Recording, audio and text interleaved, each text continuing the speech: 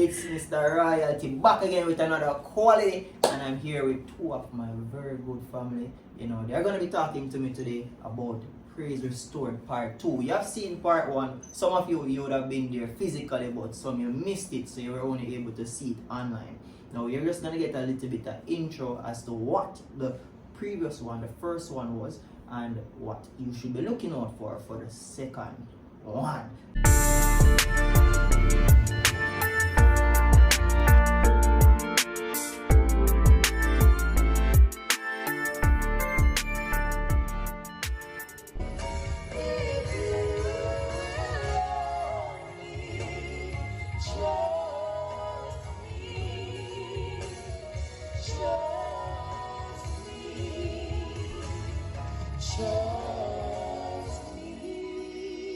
As mentioned, I am Mr. Royalty Jovan, and I have with me here today, beside me, the one and only Carissa and my brother Jerome. Now, how are you guys feeling today? Just let me know, what's the energy like in the room? I'm excited. I'm Yes. excited. And it's always a joy to have you here. You know, it's been a while I wanted to get this sit down talk. Right. And as youth, boy, we really and truly have some things to discuss. And I love this initiative that the church is putting on. You know, so once it is that it's something for us to be able to be, you know, growing, then I'm always a part of that. I'm always endorsing that. You know, so first things first, let us know one thing about yourself that's interesting that all people can know. Whoa. I'm talking about on the spot, right? Let me see. Something. Is it interesting that I can sing? Cause I don't think a lot of people know. I don't think a lot of people know. Well, I can sing. That's fine. That's interesting. Well, I mean, for me, Jesus, Honestly. that's a hard one. But I do believe I have a gift in deciphering stuff. Yeah, I find that unique. A lot of things that average people don't think about, I tend to think about or you know, decipher. So I would say it's a pretty unique. I would say, yeah. Now, in terms of interesting about your church, because you both attend Constance Group, SDA Church.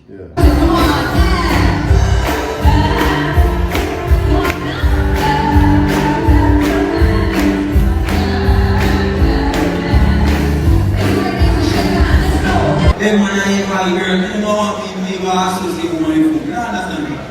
Yeah, chief, you might listen to me. I will give you the master class. I don't want to keep my girl listening. And she not even see my girl. But she got up there. Who came up with it? This idea? Well, I mean, the idea itself, I mean, we have to go way back from maybe about January. So I'm the assistant AY leader here, and Auntie Camille Hansen, she is the AY leader, and now I think I had more of an epiphany basically, and I went to her and I told her that Constance Spring over the years have been having like this lackluster kind of worship, and you know, the youths aren't as involved as we want them to be, and we need to have something like a youth day, a music day, a whole weekend per se, getting rid of the idea or the ideology of lackluster worship. So I think that was where the idea was birthed from. So then I began running the ideas to Carissa actually. She's like my go-to person. I'm like, Carissa, what do you think about this, and then we flesh it out together. So that's how we came up with the idea. Initially it was going to be a one-day event, and then Carissa and I talked about it back and forth, and she's like, what about a weekend? And I'm like, you know, piggybacking on the idea of you know, they normally have it by Yui. What's that called? Inspirations.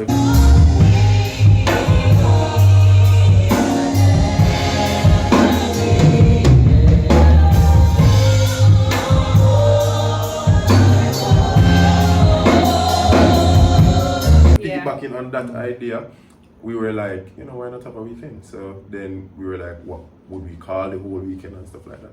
And the first thing that came to me, like thinking about the whole idea, is symphony. You know, and then I'm like, symphony, but that's just it. and then putting together lackluster worship and being lukewarm as a Christian and all that, I was like, symphony of praise. Just symphony of praise alone it's so, the theme itself is so powerful to me. And that's when I reached out to Carissa and said, you know, Carissa, I think it's a really good idea. What do you think we can run with it? And then together we pitched the idea to Addis Jonas Murphy, who, you know, she's no longer here at Constant Spring, but when we pitched it to her, you know, she loved the idea. She wanted immediately to jump on and help. So then she was like, how about for the second, instead of calling the whole weekend, you know, Symphony of Praise, why not just use it for the Friday, Symphony of Praise, and then basically turn a new chapter for Saturday, which would be Praise Restored, because she wanted to get from me what the objective of the weekend or the whole idea is. So I was telling her, you know, getting rid of the ideology of lackluster worship, you know, being lukewarm. Why can't we be on fire for God all the time? Not just one Saturday or two Saturday, like all the time, consistently. No, Mom, you did a long talk. What's his name? He said his name is David. David? Like, David Terensky, David? Would he? Yes, you guys know him? No, not heard of him.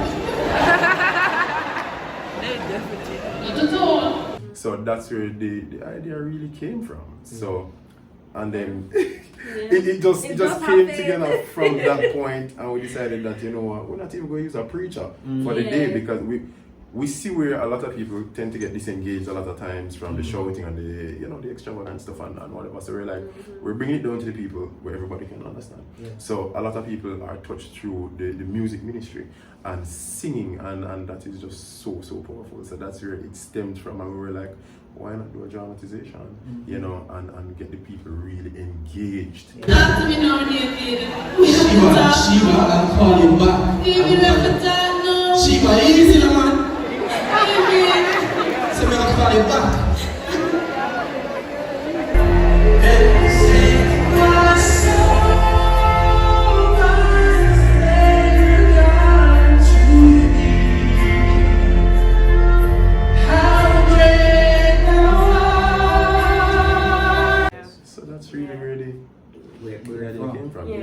Brilliant, and it's one thing I mentioned where you said that you rally back onto Carissa to get, because you want somebody who is not biased to say, oh yeah, you know, this, you want somebody who can be able to critically, or they can look at what you're saying and say, alright, let's analyze this, you know, and criticize it in such a way that you can say, alright, this maybe need to be tweaked, you know, and we'll see where Carissa comes in there, she does. you know. And I love the idea as well, like you looked at eliminating the old, let's get a person to preach, give a sermon, because in truth and in fact, you reach people most times. Some persons they can reach without a sermon, some you get it through music. And so with the flexibility and the diverse nature of how you approach it, you know, I'm sure like many persons, if we should ask now, you know, you can drop it in the chat if it is that, in the comment section, if it is that you are the first one, you know, and let us know what was the highlight for you from that first one. Now, I want to know in terms of the going about to get music ministers, because as a singing minister, I know that it's rough to just get one person like Ilkay or Carissa or other individuals to come to just a music day. So what was it like to reach out to the ministers and to get them on board? You know, I really think Jerome should have done this right now, because listen, when I say that he did everything where the music ministers are concerned, I mean, Jerome contact them, Jerome follow them up, Jerome negotiate. If you can't sing divine, can you come AY? You can't come AY, can you come the Friday night? Listen, it wasn't easy, which is where a lot of planning and preparation went in. We couldn't wait until last minute. If we had waited until the last minute, it wouldn't have gone as planned. We had to be weeks in advance reaching out to people like, hey, months in advance, are you available for this day? It was crazy, but I think you can speak some more on that. So really the task was thrown into my lap, you know, to get this done, and I was like, I mean, I know people in church, but I don't know all of these people. So I mean, I actually got a contact list from a friend of mine, and that's how I started reaching out to everybody. Before that though, before I got the contact list, I started reaching out to Carissa. Alright, Carissa, who you know? You have this person, or you have this person. So the power of networking. Yeah. You know everybody, you know, man. So just like name. So we had it in our artillery, you know, Yeah. people who know people who know people. That's right. So I mean, so we got a whole list together of the persons who, so it wasn't just about getting everybody to come to sing. So it's really about assessing and analyzing the talent per se that the person really has and what the person has to offer while ministering. You understand? So the whole idea of lackluster worship and all of that, we wanted to bring that out. So not just anybody could have come and sing. Yeah. You understand? So as I got a whole list together, I mean a whole Excel sheet, and I started putting names and eliminating, and then I started reaching out. And then because I play football, Yeah, I mean yeah. I met Carissa. I play with them on Tuesday, Thursdays. Carissa and the guys from Humble. And There have been times in my life I let you down. Instead of standing for you, I quickly turn around. 'Cause I know I'm just like a fool to say your name. Resisting all your influence, I had in shame. Help me, please. Lord, please forgive me. Lord, please. through the power of networking, you know, I was able to reach another. Yeah. Yes, right. And I must say, there is this particular person. I don't know if I want to call her name because she doesn't like the spotlight, but it's a singer, and you and I know her very well. Big up yourself, who say man like this. Yeah, you and I know who she is. Yeah. And I heard her song once at Whitehall. They were having a music day, and I thought she was just so powerful. Not with just the song, because she was singing a song. I think it was "Wonderful, Merciful Savior," and that song is very. We hear that a lot, Yeah, right? yeah, yeah. So we used it, and the way in which she delivered the song, it was just so profound and powerful. It was like she herself, her whole life was entangled or wrapped up in the song she was delivering.